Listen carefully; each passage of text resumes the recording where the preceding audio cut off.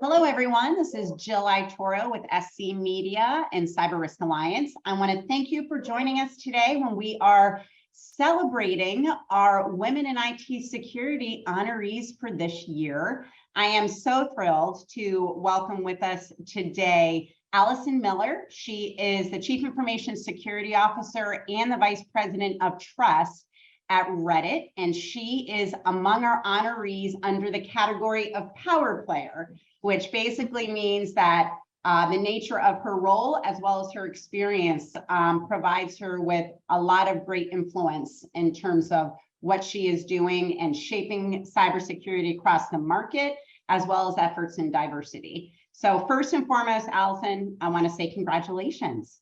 Thank you so much. It's such a fun honor.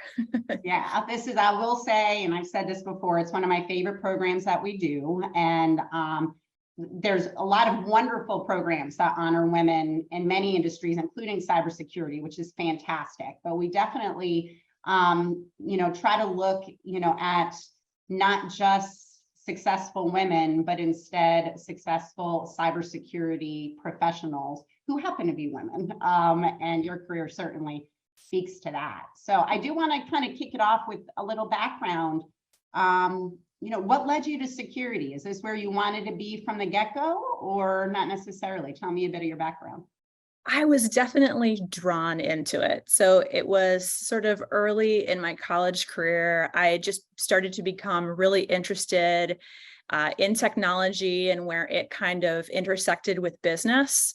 There wasn't really a there yet. So it was a lot of, brainstorming and future thinking, kind of trying to imagine how those worlds were going to converge. But maybe it's all the Nancy Drew books I read growing up. I knew that there was some mystery that was going to need to be solved, some cyber criminals someday that we would need to come up with methods to defend things. And I really fell in love with the internet. I mean, just it's so rich, so much information. And it felt like not just a technology, but a space to explore. And so I kind of wanted to protect and defend that. And so as I was leaving college, that is what I wanted to do. I wanted to find some kind of role where I would be able to play a part in protecting this technology that I thought was going to really change things for a lot of people in the world. Yeah, I love how you also say kind of the intersection with business, because I think we're recognizing now just how important that is and how critical it is to successful security strategy. But sometimes for a good long while, probably when you were first entering this space, these were two different areas of focus and thought. It was very IT and it was very business operations, and they didn't intersect the way they probably needed to. Did you find that as you were trying to gain traction? Was it siloed then, or did you start seeing the cross-pollination? Well, there are definitely already businesses, of course, were using technology to advance their products, their services, and such. But I studied economics in university. So I studied finance and information systems and legal studies. I had a hard time picking one, but that kind of combo, understanding how technology might affect financial markets, was also something that was kind of a question mark for me. But you could tell that something was brewing just by how many companies were becoming more reliant on technology. It felt like you needed to have a contingency plan for when things might go wrong. And so that is that question mark, where is this going? That was the question mark I was trying to explore on my job search. Yeah, I love that. So as you did start to look for opportunities, what sort of jobs did you seek out, or what opportunities did you see that kind of checked that box? Well, I wanted to be a professional hacker or a cyber intelligence analyst for law enforcement. I didn't really know which direction to look in.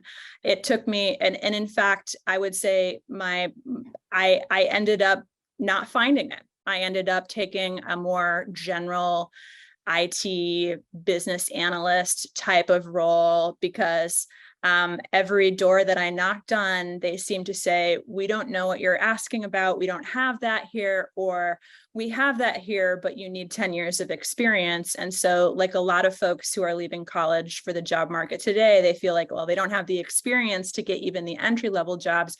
That is definitely how I felt. So I took I took a job where I was going to have exposure to different kinds of technology. And ultimately, I ended up asking a lot of questions because the sort of security mindset was already kind of embedded in my personality at that point. So that opportunity, which was not cybersecurity related at all in my mind, ended up leading straight to a cybersecurity opportunity because they said, you seem to really be concerned about these issues. Why don't you help this executive start our cybersecurity department and program? And so even though I got all turned around on my way looking for my way into cybersecurity, it ended up providing a really nice paved path right to where I wanted to be. Well, it's funny too, because today we hear a lot on how, especially with challenges in workforce, that there's a need to look for diversity of thought. And it's almost, you were bringing that diversity of thought at the front end and knew how to harness those questions to lead you to the right place. So I'm not sure everyone necessarily can take advantage that way, but I do feel like those are the kinds of questions and intuitive thought that the market is looking for at this point. So that's I thank you for that. I think that has been something that has been really valuable in my career because I ended up in cybersecurity, but then I left multiple times to work in adjacent places, like worked in risk in financial services, fraud prevention, moved around, worked as a product manager on some different types of technology. And all of those experiences, it almost didn't make sense at the time when I was making those career moves. But then now, when you look back at my resume, you sort of see the picture has emerged. But it took quite a few years. Most folks who were following my career in the early years just thought I couldn't decide what I wanted to do. And the answer was, well, I did know what I wanted to do, but it didn't exist yet. And so I needed to cobble together the right experience from all of these other places. Yeah, it's so funny you say that too. One of our honorees last year worked at Target. And I remember she said that they had just united their security unit and their fraud unit, pulled it under the same umbrella because there was increasing recognition, especially in consumer-facing markets, that these are not exclusive. So it seems, you also with your experience saw that there's even some, I believe FBI did the same thing, if I'm remembering correctly. They started bringing cybersecurity and fraud together.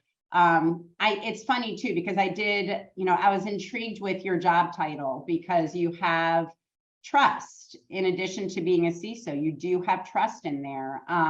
You've also, as you mentioned, focused quite a bit of your career in that consumer experience, risk mitigation. So, right. And it is critical, but would you say, is there enough of a convergence yet? And do you see that increasingly happening? What do we need to do in terms of how we view, and is it just specific to particular markets, like, the consumer facing ones? What do you think?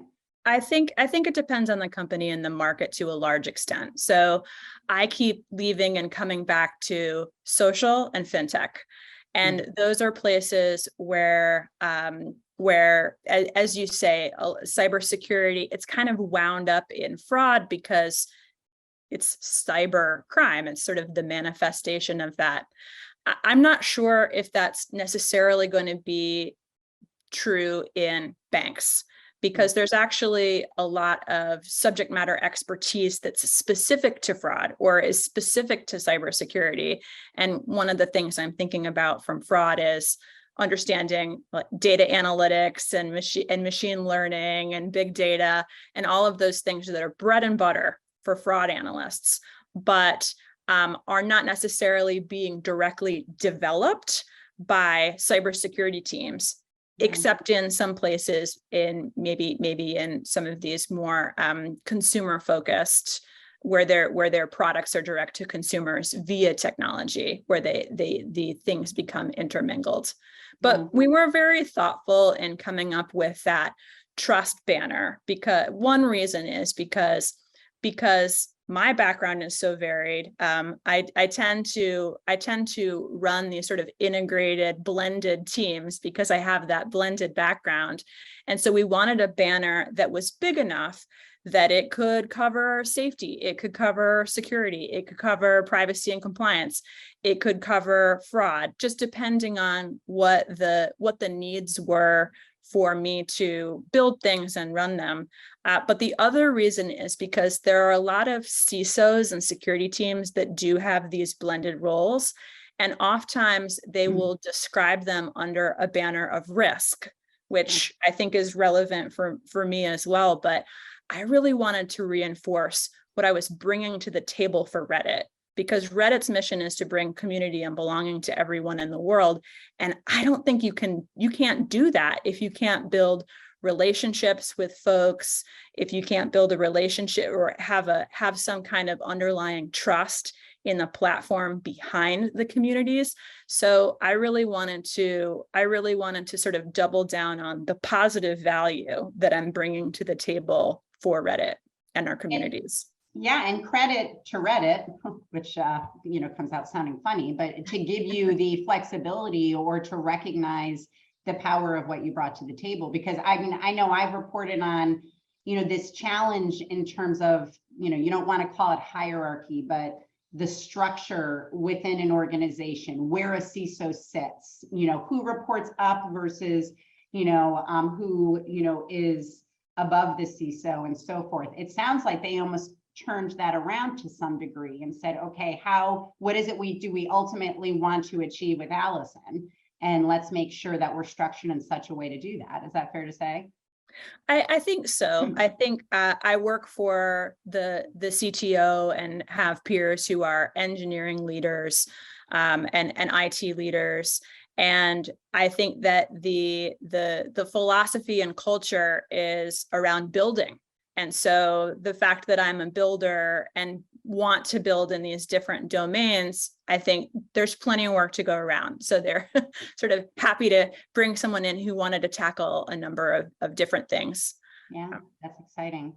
So you mentioned this a little bit in terms of, the ultimate missions and goals of Reddit, but other organizations you've worked for. And a lot of it is that dynamic of innovation and wanting to innovate to better serve the customer. And the customer demands, I think, are growing more sophisticated in terms of what they are accustomed to and their expectations. That can sometimes hit up against walls when you're talking about security. So what is your philosophy in terms of the ability to innovate within a company without forsaking aspects of security or privacy, whether it be internal security or that of their customers?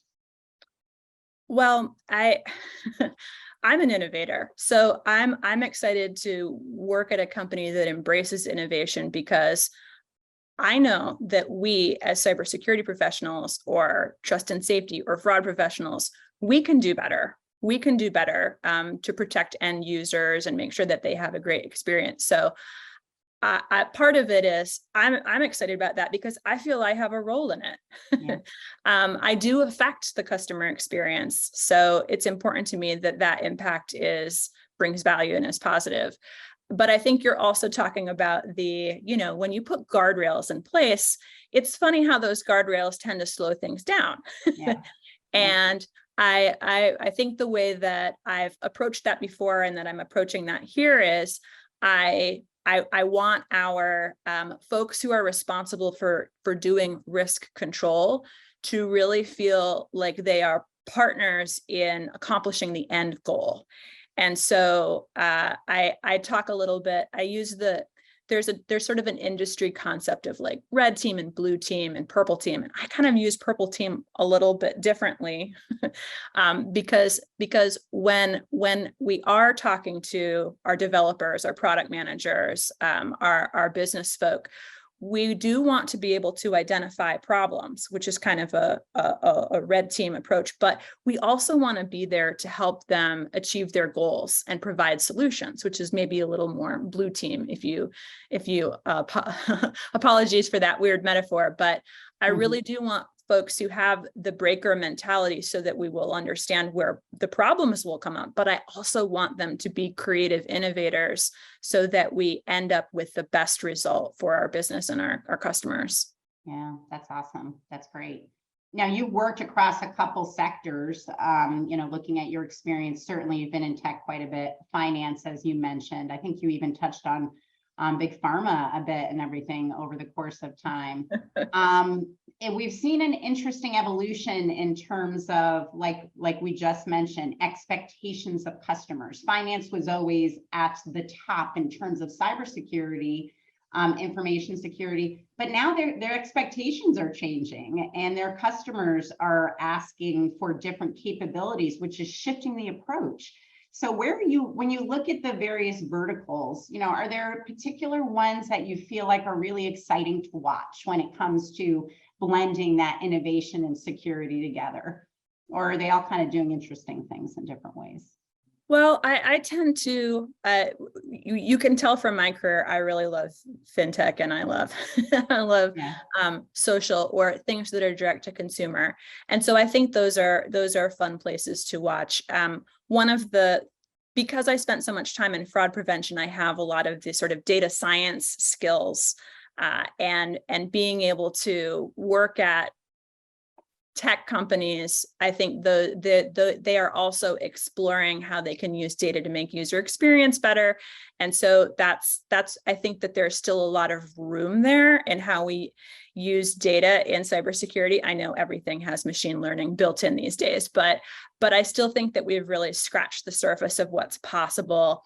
I think social companies and a lot of direct to consumer companies are going to have to be really thoughtful and inventive in how they think about consumer privacy going forward, because it used to just be about not sharing data, but now there's a lot of work that needs to go into how to protect it. And I think that there's some innovation there.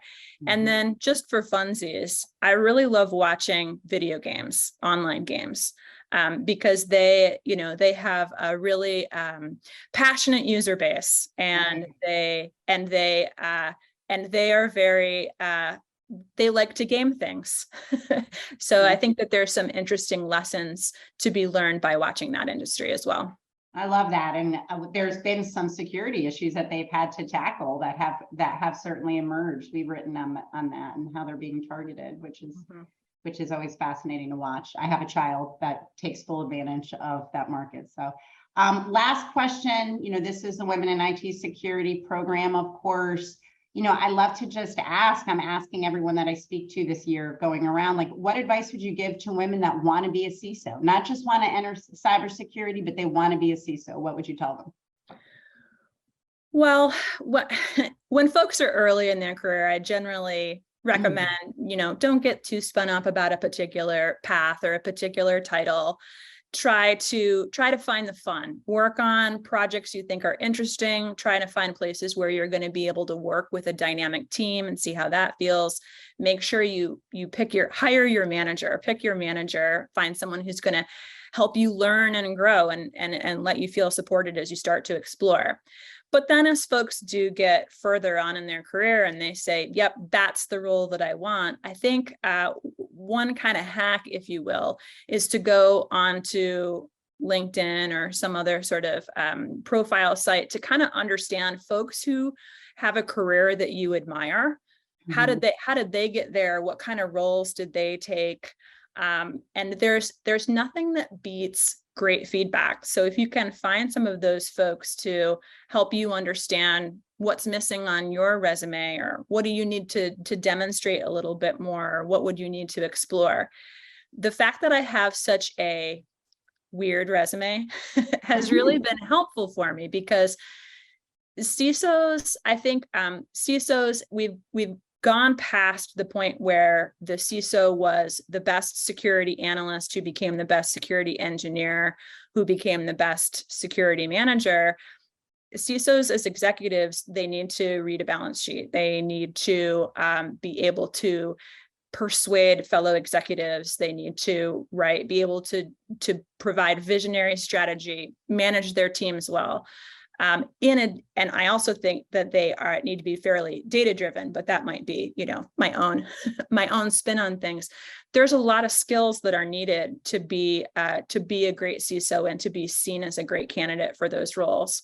So just doing a little bit of mentoring, whether with peers or with folks whose career you admire, I think can help folks who really want to sort of position themselves well for that role or any of the other roles that start with C. That's great. And I mean, you're a great example of when they say, don't underestimate the experience you have being relevant. So I think women do sometimes, there's reports and research that show women say, I don't check all the boxes. So it's not, I'm not qualified. And you never quite know. Your experience is a good example that, there's different frames of viewing experience that I think folks need to give themselves credit where credit is due. So Alison, thank you. This was awesome. And again, I just want to say congratulations and keep us in the loop on all the great work you're doing at Reddit. Thank you so much, Jill. Will do. Okay. And everyone listening, be sure to check out scmagazine.com for all of our coverage for this year's Women in IT Security. Thanks for joining us.